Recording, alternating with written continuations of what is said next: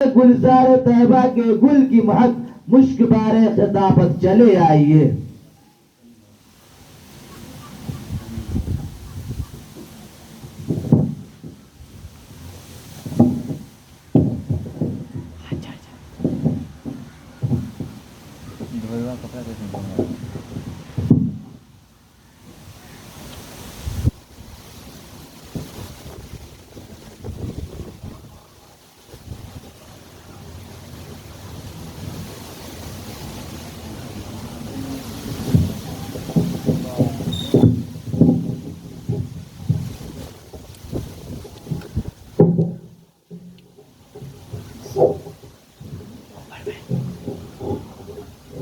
نحمده ونصلي على رسوله الكريم اما بعد.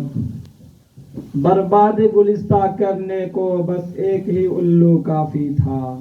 برباد گلستہ کرنے کو بس ایک ہی الو کافی تھا. ہر شاخ پہ الو بیٹھے ہو تو انجام گلستہ کیا ہوگا.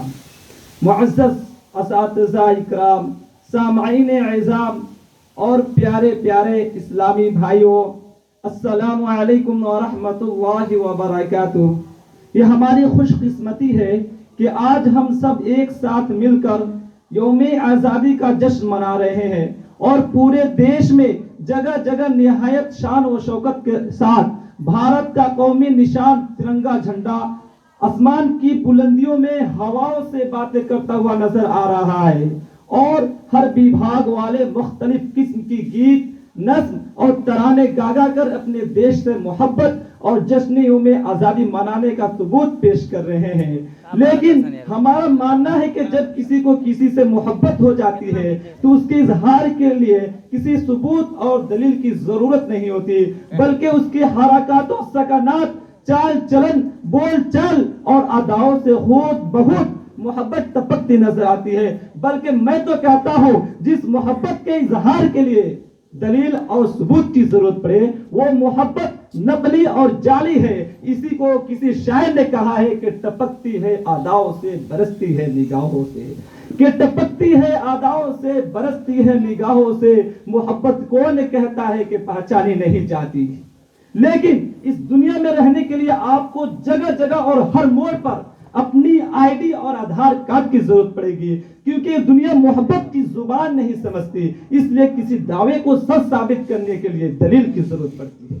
حضرات گرامی، جس طریقے سے دنیا والے دعویٰ کرتے ہیں کہ ہمیں اپنے ملک بھارت سے محبت ہے، پریم ہے، اس طریقے سے پوری دنیا والے، اسی طرح پوری دنیا والوں کے سامنے ہم ڈنکے کی چوٹ پر یہ دعویٰ کرتے ہیں کہ ہم کو بھی اپنے اس پیارے وطن ہندوستان سے قلبی لگاؤ اور دلی محبت ہے. اور اس محبت کی بہت ساری وجوہات میں سے، وجوہات کے علاوہ ایک خاص وجہ بھی ہے.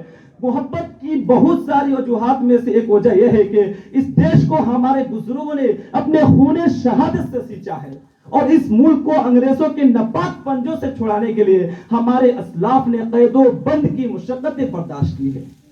اور اس ملک کی آزادی کے لیے کتنی مسلم خواتین بیوہ ہو گئی، انگنت مسلم بچے اور بچیاں یتیم ہو گئی، کتنی مسلم عورتوں کی سہاگ اجڑ گئے، کتنی بے شمار مسلم ماؤں کے کلیجے کے ٹکڑے تحریک آزادی میں شہید ہو گئے، کتنے مسلمانوں کے گھر اجڑ گئے، گھرانے کے گھرانے اور خاندان کے خاندان تباہ و برباد ہو گئے.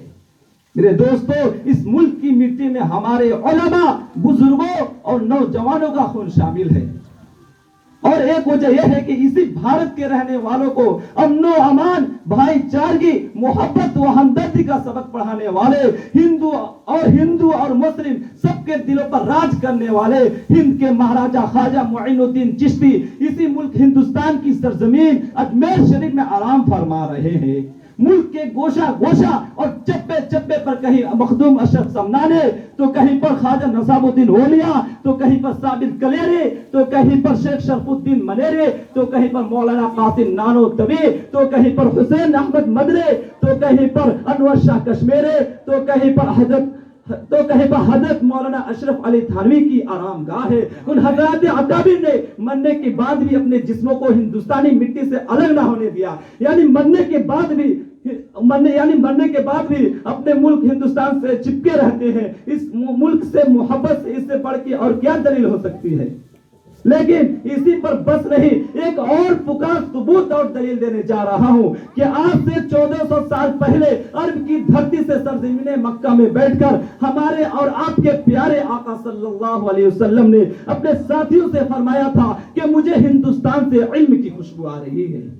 یہ خبر جب بھارت کے مسلمانوں تک پہنچے تو بھارت کے مسلمانوں تک پہنچے تو انہیں یہ ملک جان سے بھی زیادہ عزیز، اور یوں ہی نہیں، یہ میرے نبی کا ہی فرمان ہے کہ ملک کو بچانے کے لیے اگر تمہیں اپنی جان بھی قربان کرنا پڑے تو کر دینا، اور شہادت کا درجہ پا کر جنت کا حقدار بن جانا. اس لیے ہر مسلمان اپنے ملک کو بچانے کے لیے اپنی جان کی بازی لگا دینے کے لیے کل بھی تیار تھا اور آج بھی تیار ہے. ہر کرم اپنا کریں گے اے وطن تیرے لیے، ہر کرم اپنا کریں گے اے وطن تیرے لیے، دل دیا ہے جان بھی دیں گے اے وطن تیرے لیے. اللہ تعالی ہم تمام لوگوں کو اس ملک ہندوستان میں امن و امان کی زندگی نصیب فرمائے. آمین یا رب العالمین.